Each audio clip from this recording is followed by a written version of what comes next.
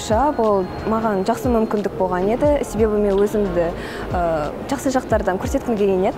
Яғни группада мен өте белсенді қатысам, колледжде де мен активистпін. Және де стипендия арқылы мен ойымша мен оқуға деген ынтам пайда болды.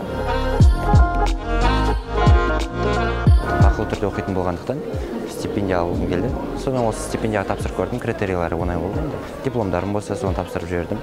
Содан кейін тапсырып көруге талпыныс жасадым.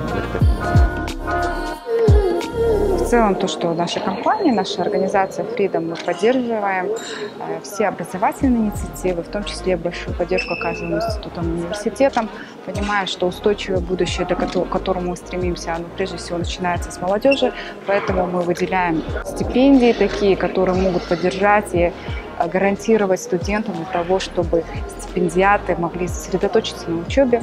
Это и есть основа для построения правильного устойчивого Казахстана, к чему все, в принципе, и стремимся.